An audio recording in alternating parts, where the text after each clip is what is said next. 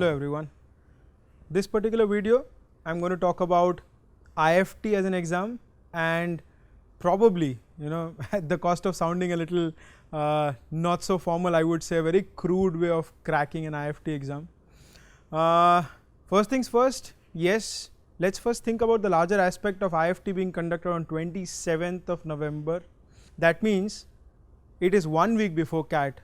So more or less nearly all of you will be at the peak of your preparation, be it question selection, be it the speed, be it accuracy, be it your stamina, all of these things would be at your peak.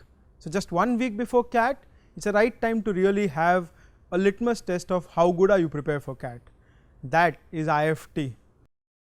IIFT, however, always was supposed to be the first paper to be conducted.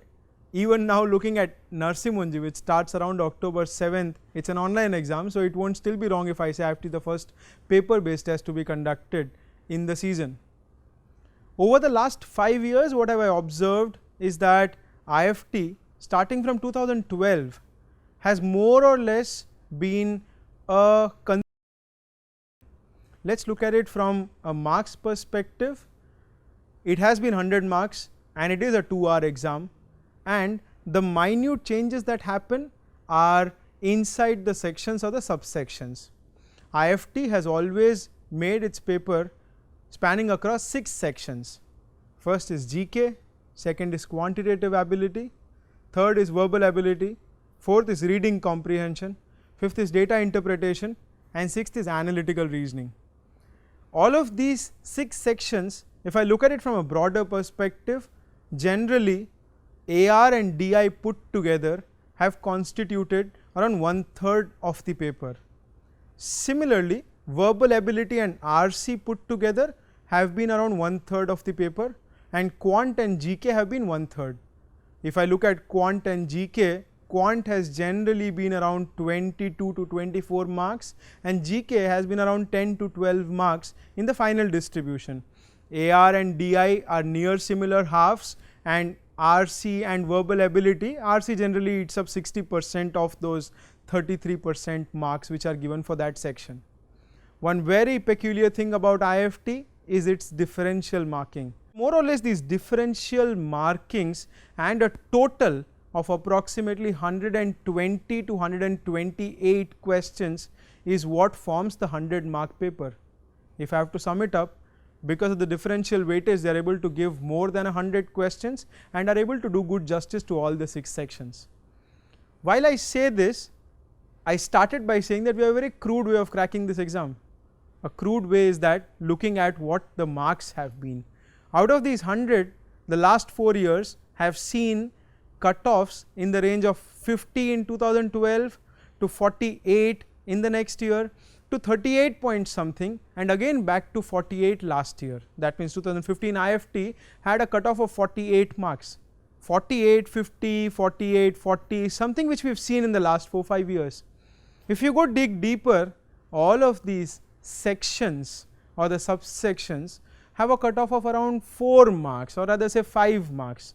It means what? 6 sections of 5 marks, 24 marks, and the required cutoff at the national level 48 or 45 marks. It means what?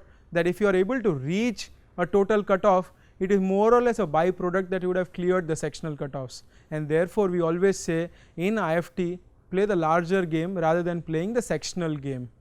It's not a sectional cutoff, it can even be called fondly a sectional minimum. So a GK would require you to score only 3 marks.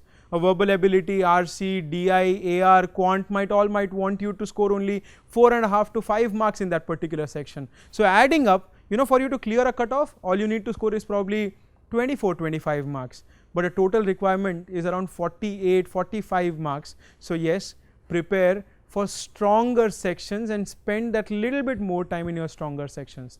Coming back, your 2-hour paper, start with GK, go aggressive. First 5 minutes, best part about GK, either you know GK or you don't know GK, there is nothing logical to be done in GK. So you start with that section, 3 to 4 minutes, probably 5 minutes, finish off that section, keep it aside. Now jump into your favorite section, clear the cutoff, reach a 5, go to the next best. Let's assume I love quant, I should clear 5-6 marks, leave that section. Go to verbal ability, clear 5-6 marks, move out of that section. Finish all the 5 subsections and try to clear the cutoffs in say 45-50 minutes of entering the paper. Now you have a good 1 hour with you, and you ought to have scored. You've already scored around 24-25 marks in those first 45-50 minutes. Now go aggressive into sections of your choice. If you love quant, you love DI and AR, it's okay if you give verbal ability and RC a certain miss and go aggressive on scoring in these 3 sections. Even a polarized score is absolutely fine until it makes you reach the cutoff. I'm being really frank with telling you that out of the trends that have been observed over thousands of kids, one thing is very clear: if you're reaching that overall cutoff, there's a minuscule 2 or 3% chance that you're not clearing the sectional cutoff. So yes, the approach to IIFT paper can be summed up in a single sentence. First, look at the distribution, look at the variable differentiation, start with GK section. The moment you are done with the GK section, go clearing all the sectional cutoffs, and just the moment you are done with the sectional cutoffs, go aggressive with your favorite sections and maximize your score. Also, IIFT takes, or rather gives 70% weightage to your written exam. What has also been observed is that if 48 is the cutoff, kids who have scored more than 53, 54, 55 have a very strong chance of conversion, because 70% is the weightage of written exam.